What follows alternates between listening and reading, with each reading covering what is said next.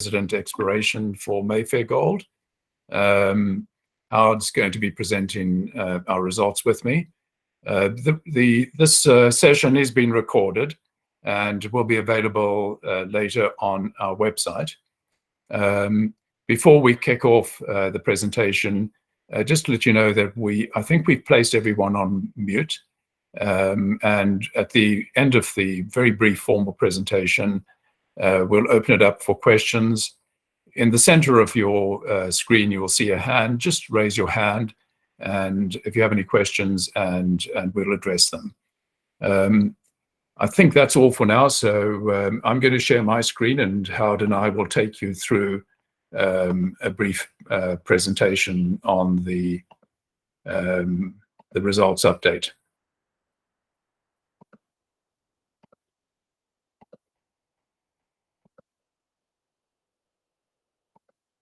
Howard, do you see the screen?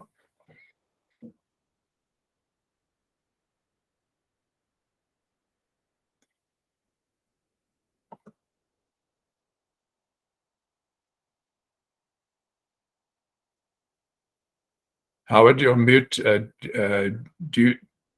Just to ensure, do you see the screen? You do. Okay, excellent.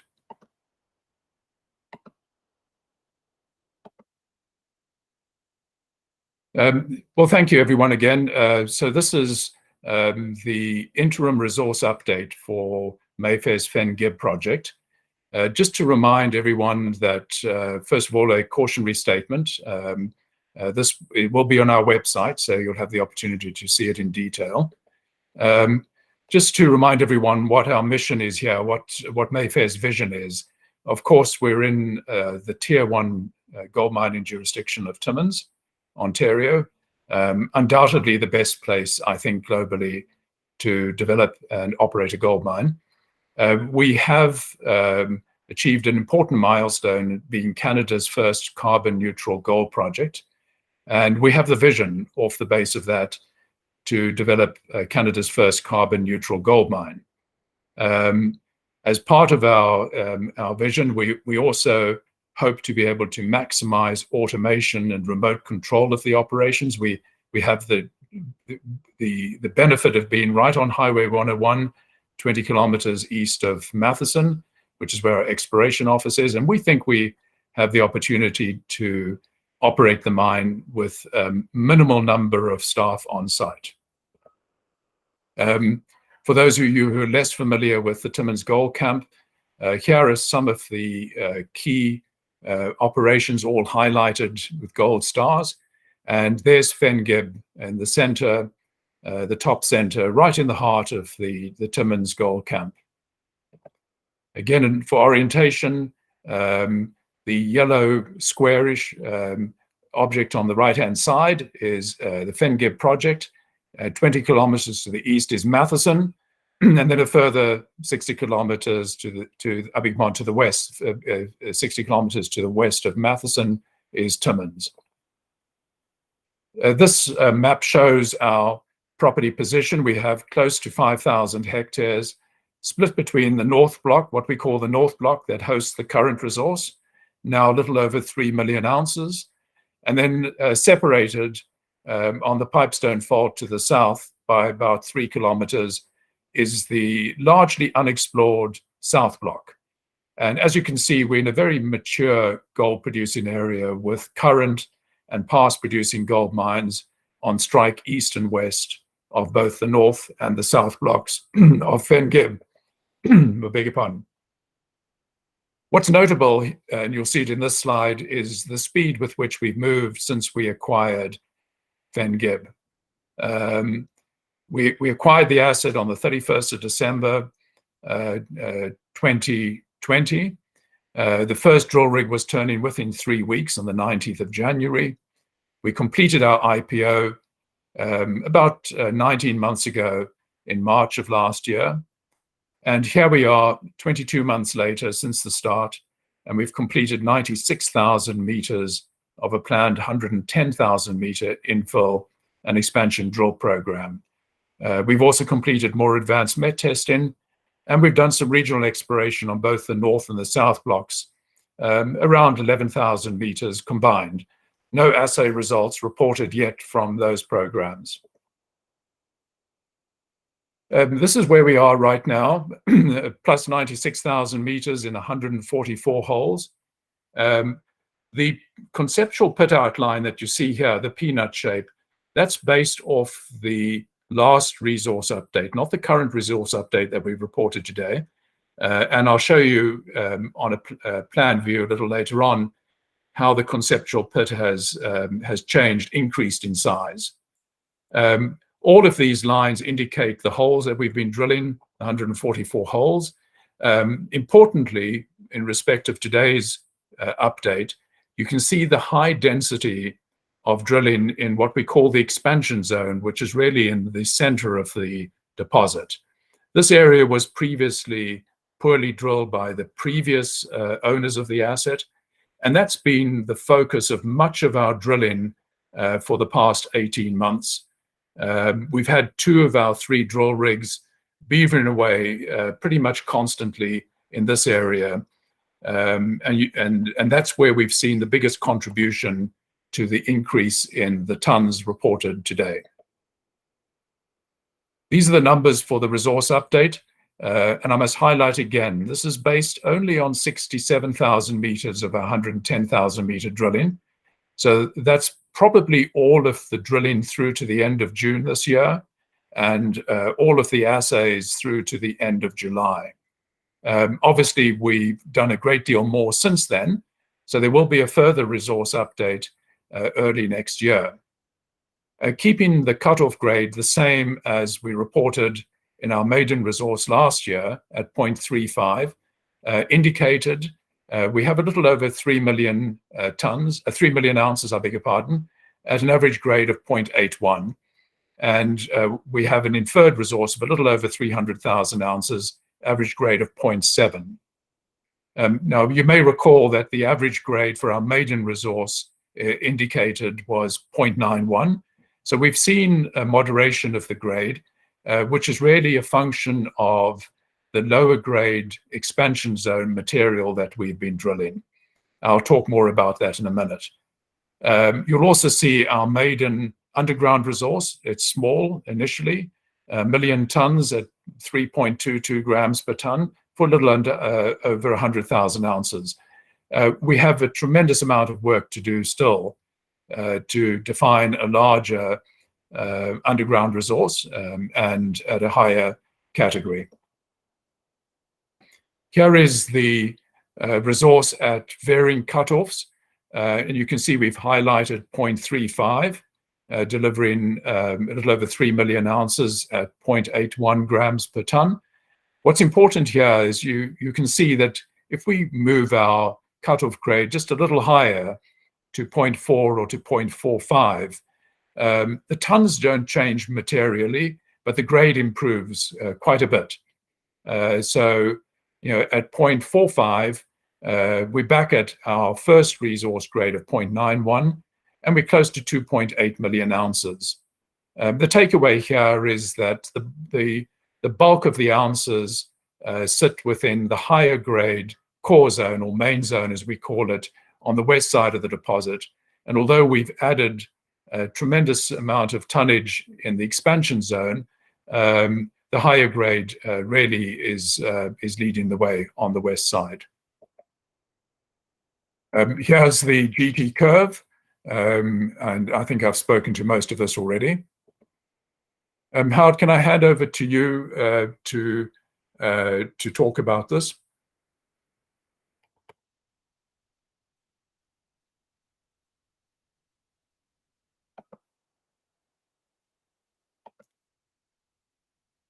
You're on mute, Howard. Okay. I had to unmute myself there. Okay. Okay,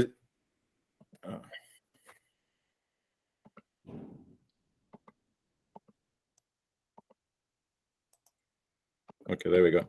Okay, so this is a plan view of the showing the rock units. Okay, so these are all of the domains on the rock units. So the red is the deformation zone, which is basically the pipestone faults, okay, which is the intersection or the or the contact between the Porcupine sediments and the Mayfair volcanics. So the meat and potatoes of the zone is within the mix zone, okay, which is the high grade zone, which then plunges down to the southwest. And all of those little red dots are all of the drill holes. Okay, next slide. Okay, so this is a 3D model of the plan view that you just saw, and you can see all of the drill holes on the right-hand side concentrated within the mix zone and down within the peroxenite, down deeper down. Okay, next. Okay, so this is a plan view near surface of the block model itself, and you can see the higher grade yellows and reds there within the main zone, which is the bulk of the high grade and where the starter pit will be.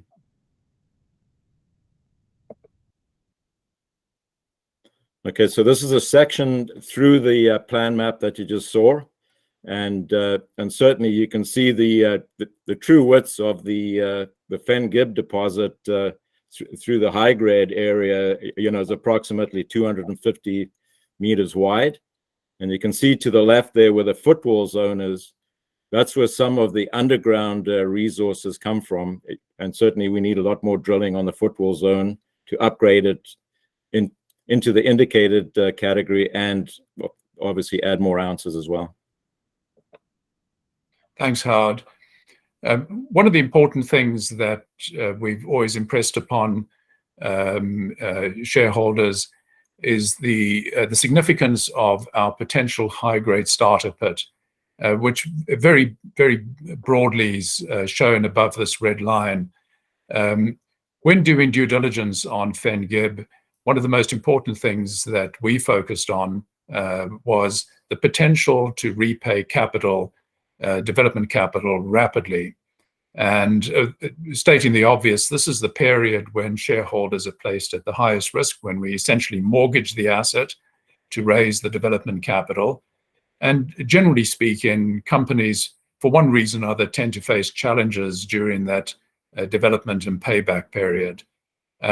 Having the benefit of this high-grade starter pit, and you know, we haven't indicated specifically how many ounces sit within the high-grade starter pit, but I would guess there's somewhere between 300,000 and 500,000 ounces at a grade of plus 1.4 grams per ton. From a risk management perspective, this is critically important for shareholders to have that assurance that we will be able to repay the development capital rapidly. Just to emphasize the robustness of the starter pit, we highlight in a few of our earlier holes. Hole 152, hole 152, you'll see close to surface, we had 35 meters at 3.6 grams per ton, 17 meters at 1.34, etc. And then on the right-hand side, hole 155, going through the heart of the high-grade zone, 241 meters of continuous mineralization from near surface, 11.5 meters, at one average grade of 1.67. So our confidence in the robustness of the starter zone, this high-grade starter pit, is very good. This slide shows where the drilling has happened. You saw it a little earlier on, the 144 holes. I'm going to be talking to some of our more recent results that were announced last week. But again, just to impress upon you that the bulk of the drilling that has led to the updated resource today has come from the expansion zone, somewhat lower grade expansion zone in the center of the deposit. As you can see here, we've continued to do expansion and infill drilling on the west side of the deposit. And as of about a week ago, Howard and the team have moved one of the drill rigs from the expansion zone across to the east side, where we see an emerging high-grade plunge that's poorly drilled. And we expect that we're going to be doing a great deal more drilling on the east side to grow that grow that resource, which, as I say, seems to be a little higher grade. Just running through a couple of the slides that the intersects that we reported last week. As you can see, this below the previous conceptual open pit, hole 242, 65 meters at 1.4 grams per ton, and 44.5 meters at close to 1.8 grams per ton. The intercepts such as this give us the confidence that when we report the results and the upgraded resource from our full 110,000 meter program, that we're likely to see the average grade return to where it was when we started out, above 0.9 grams per ton. How would you like to talk to these two holes? Yeah, thank you, Patrick. So historically, the 1980 and 1990 drill holes, a lot of them actually, were short and stopped within the Fenn Gib mineralization. So what we've done is we've moved the drill up to the central portion of the pit area there, and what we're doing is extending the mineralization down and to the north. Okay, so this is from the press release last week, and the pit outline there is from the 2020 pit, and certainly these results have not made it into this resource calculation, and certainly will be in the next update next year. But certainly at the pit wall boundary there, you can see some really nice assays at the pit wall and below the pit wall. So this is how we're going to expand the current resource into next year's model. Thanks, Howard. And then just one last slide on the results we reported last week. Again, below the previous conceptual pit, hole 251, 158 meters at about 0.7, but importantly, 85 meters at over a gram. And lastly, hole 254, 102 meters at 1.12 grams per ton. And again, importantly, 25 meters at over 2.5 grams per ton. In some key attributes of Fenn Gib, of course, as I said earlier on, I think we're in the very best place to develop and operate a gold mine. We have excellent access immediately adjacent to Highway 101. You drive off Highway 101, you're right on Fenn Gib. Given the close location to Matheson and Timmins, when we're in development and operations, we won't need to have a camp at Fenn Gib. Our employees will be able to commute to work.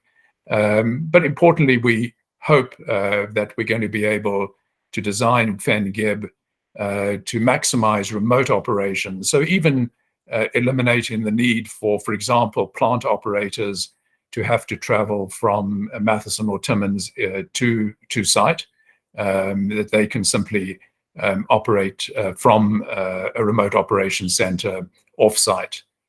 On the geology, I think it's becoming evident with just about every hole that we drill what a special deposit this is. Very unusual for the Timmins area, where, as you know, many of the deposits are more narrow quartz vein hosted type deposits.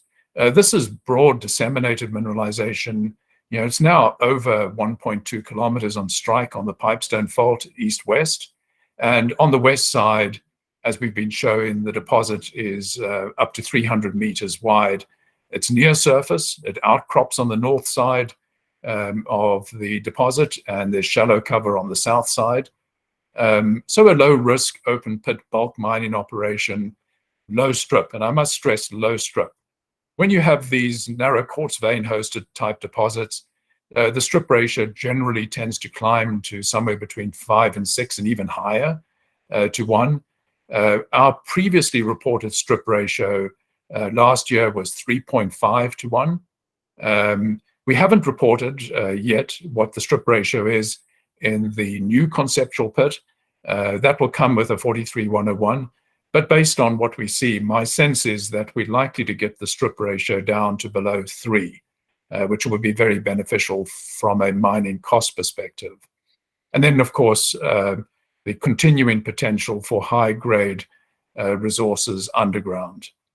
Lastly, on the metallurgy, this has been a wonderful surprise for us. We've finally been able to disabuse the market of the idea that this is refractory ore. Fenn Gib is not refractory. And the ore is amenable to low impact, low cost flotation. We've demonstrated that we can produce a clean, highly marketable, high grade, about 1 ounce per ton concentrate. And the recoveries at 70 microns are 94%. We've received third-party indicative offtake terms, and the payables range between 95 and 97%, which is very good. Importantly, no penalties, which speaks to the clean nature of the Fenn Gib concentrate. High sulfur and iron content. This will attract a premium in the market, and the concentrate appears to be amenable for blending in copper with copper concentrates, which will also attract a premium. That wraps up the formal presentation, and we'll now open up for questions. If you have any questions, please raise your hands and we'll see if we can address them one by one.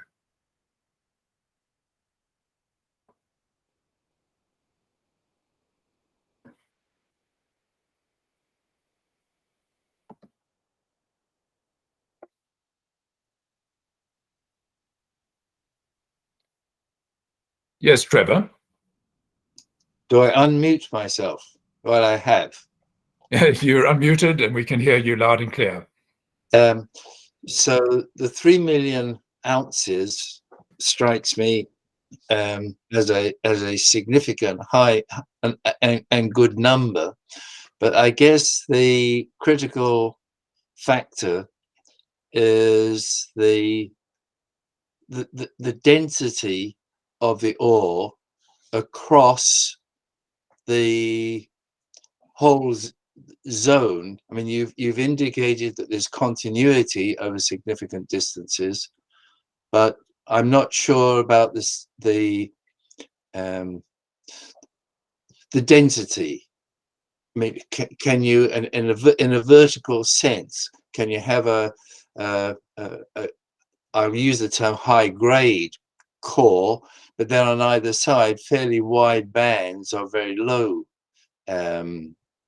concentrations of iron, of gold in the body.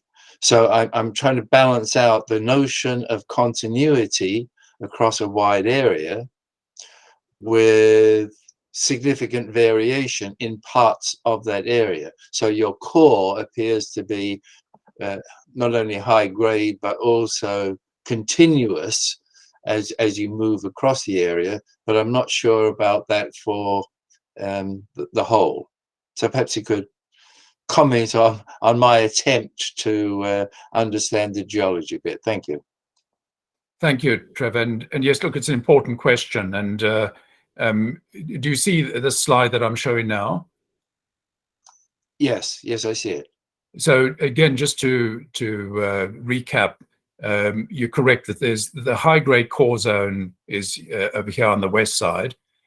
We know that we have an emerging high-grade plunge on the east side. The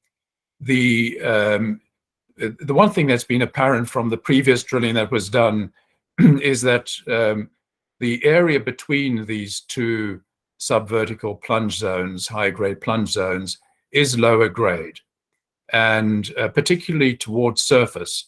There's an area close to surface where the grade is really very, very marginal. But what we've determined with the drilling that we've done in this expansion zone is that the higher grade returns as you go to depth below surface in the expansion zone. So there's material when you talk about continuity or density of gold mineralization. There's an area near surface in the expansion zone in the center of the deposit, which is probably below our marginal cutoff, which is 2.5, but will be mined in any event because it's within the conceptual open pit. The key takeaway here is that at depth, the higher grade material in the expansion zone does return, and it appears to be increasing to depth. The one important thing that I'll show you, I'll flip between slides, but you see the shape of the conceptual pit based off today's resource update. Just compare that to what I'll show you now. You can see that the pit has increased quite substantially, particularly to depth in the, it's not illustrated on any of our slides, but particularly to depth in the central zone. The pit has increased quite substantially. We will, with the technical report, be providing details of that. A long way of saying, I mean, one of the really attractive things about this deposit, which will translate to low strip ratio, is the broad continuity of the mineralization. But let me hand over to Howard to add to what I've said. Yeah, certainly, that's correct, Patrick. I mean, Trevor, when you look at the kind of the high grade area, that does have a plunge down to the southeast and comes under the central portion where we've done a lot of drilling. So there's a bit of low grade, you know, in the central area to begin with, but then as you mine down, you're going to get back into the high grade plunging main core, you know, that you see on the west side. You know, so overall, you know, for such a large deposit, the continuity is pretty good here. And certainly on the east side, with some of our early drilling last year, you know, we started to define another high grade zone on that side, which hasn't seen a lot of holes, and we're back there now drilling that as well. So thanks, Howard. Trevor, I hope that addresses your question. Yes, it does. And one other observation, when comparing your pit outlines, different shapes, are those images on different scales? Because it almost looks as though in the low surface grade area, as though the pit has been, its width has been reduced. So this, the other one has got a dumbbell, well, not a dumbbell, but the peanut shape, more so than this one. Do you not have, you there? Yes. There. You know, you know, what we should do, and of course we will do, because you know we've really just received the data in the last 24 hours, is superimpose both on plan and section the 2021 conceptual pit with the 2022 conceptual pit. But the pit, I can assure you, we of course have seen some of the data which is not shown here. The pit has increased in size in all directions. Ah, okay, thank you. So that will be a useful addition to your exhibits too. Oh, definitely, and a few more things as well, as soon as we can work our way through all of the data that we've received. Good. Thanks for the question, Trevor. Okay. Any other questions? We've run a little over our allotted 30 minutes. If there are no other questions, I'd like to thank everyone for their participation. Howard, thank you for your support. And you know, as I said, the presentation will be this presentation will be live on our website shortly. And again, thanks everyone for your support. Thank you. Bye-bye. bye-bye.